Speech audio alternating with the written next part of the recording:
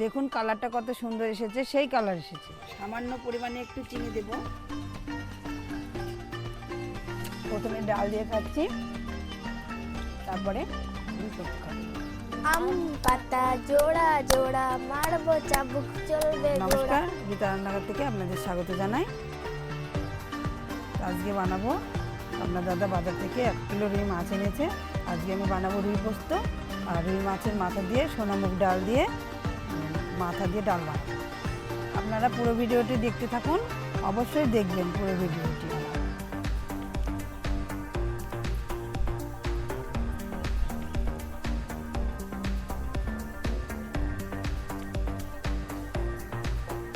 রুই পোস্তের জন্য আমি প্রথমে মাছগুলোকে লবণ হলুদ দিয়ে ভালো করে মাখিয়ে নেব।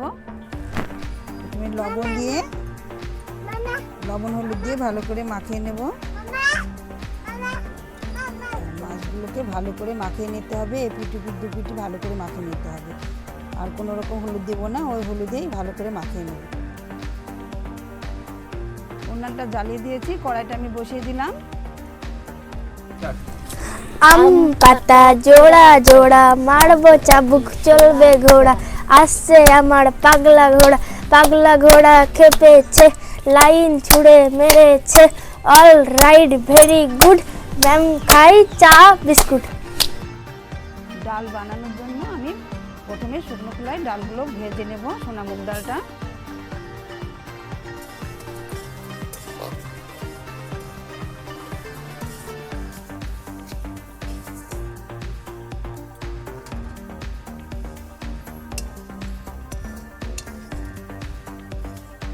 এর জন্য আমি প্রথমে সরিষার তেল দিয়ে দেবো কড়াইতে। তেলটা যাতে না ছিটকায় তার জন্য আমি সামান্য একটু হলুদ দিয়ে দেবো।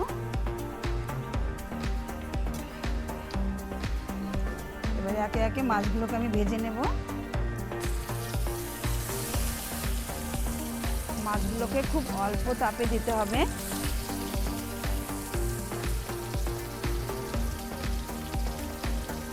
দিদি তোমার ক্লাসে এইটার কথা বই? আমার এইটা 10টা বই। আমার কটা বই? তোমার থেকে আমার বেশি বই।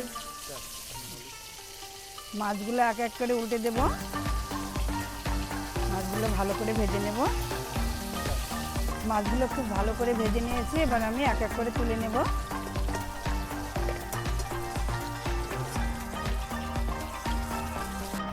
বাকি মাছগুলো আমি এক এক করে ভেজে নেব।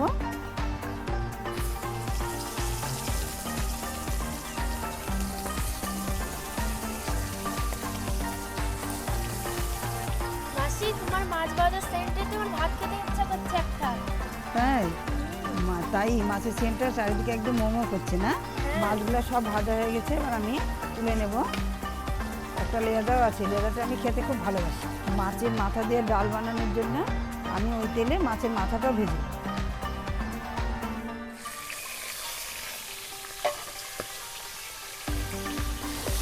ডালটা বিশাল মজা হবে খেতে। সাধারণভাবে যেভাবে রান্না করলে আমার ছেলে ভালো খেতে চায় না, তো রুই পোস্ত এইভাবে বানালে ও খেতে ভালোবাসে।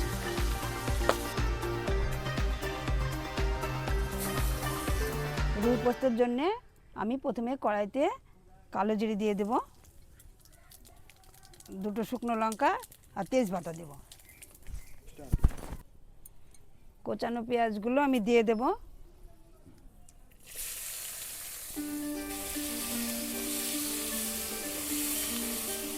ভালো করে পেঁয়াজগুলোকে ভেজে নেব। পেঁয়াজগুলো বেশ ভাজা হয়ে গেছে, এবার আমি মশলাগুলো দিয়ে দেবো এক এক করে। প্রথমে আমি দেব আদা রসুন বাটা। আদা রসুন বাটাটা ভালো করে একটু নেড়ে নিয়ে 2 মিনিট নেড়ে নিতে হবে। যার জন্য আমি কাঁচা লঙ্কা বাটা দিয়েছি।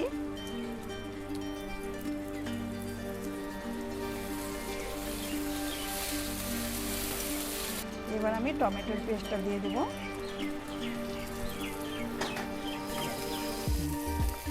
মশলা থেকে তেল ছেড়ে দিয়েছে, এবার আমি পোস্ত বাটাটা দিয়ে দেবো।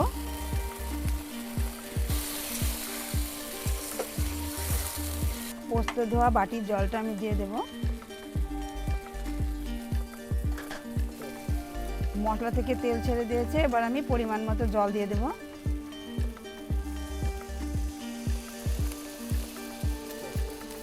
স্বাদ মতো লবণ দিয়ে দেব। এবার আমি ভেজে রাখা মাছগুলো এক এক করে দিয়ে দিচ্ছি।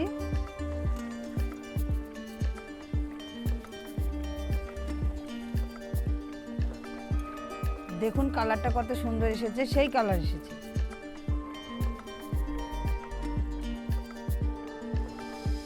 সব শেষে আমি একটু চিনি ব্যবহার করব, কেননা টমেটো দিয়েছি, টক ভাবটা যাতে কেটে যায়।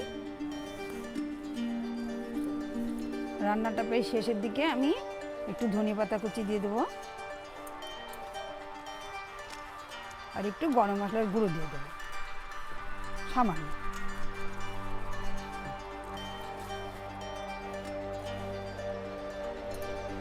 রুই পোস্তটা আমার বানানো হয়ে গেছে, এবার আমি মুগের ডালটা নামিয়ে দেবো।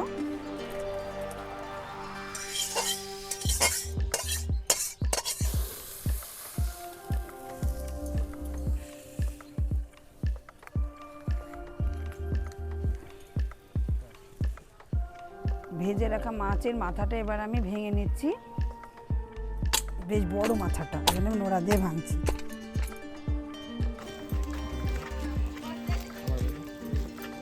ডালটা বেশ সেদ্ধ হয়ে গেছে, ডালটাকে এবার আমি ভালো করে ঘুটে নেব। ডালটা বেশ ভালোভাবে ঘোটা হয়ে গেছে, এবার আমি হলুদ দিয়ে দেবো।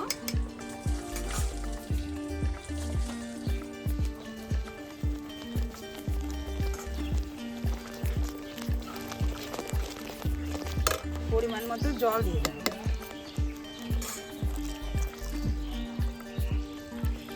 ভেজে রাখা মাছের মাথাগুলো এবার আমি ডালের মধ্যে দিয়ে দেবো।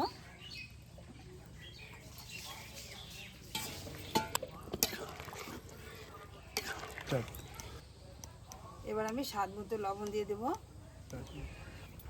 সামান্য পরিমাণে একটু চিনি দেব। কড়াইতে আমি সরিষার তেল দিয়ে দেব, দিয়েছি শুকনো লঙ্কা, তেজপাতা আর সস। পাতাটা দিয়ে দেবো।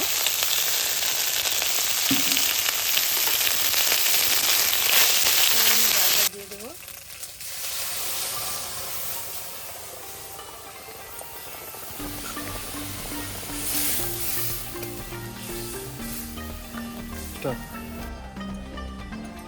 একটু ধনে গুঁড়ো, একটু গরম মশলা গুঁড়ো লাস্টে দিয়ে দেবো।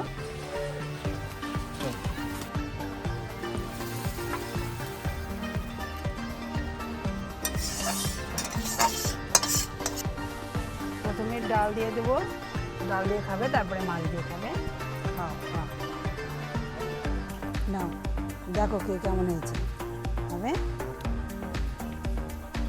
আমি লাজাটা খেতে ভালোবাসি, তাই লাজাটাই নিয়েছি।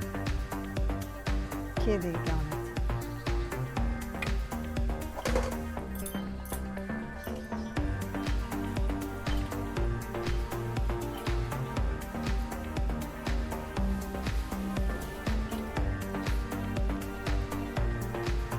প্রথমে ডাল দিয়ে খাচ্ছি, তারপরে কেমন হয়েছে টোয়া খেতে? তোমার কেমন লাগছে? খুব সুন্দর।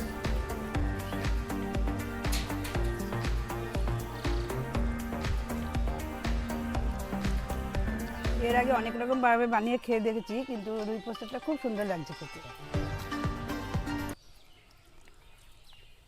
এখানে ভিডিওটি শেষ করছি বন্ধুরা। ভালো থাকবে, সুস্থ থাকবে, সাবধানে থাকবে। আবার দেখা হবে সামনের দিন নতুন একটা রেসিপি নিয়ে।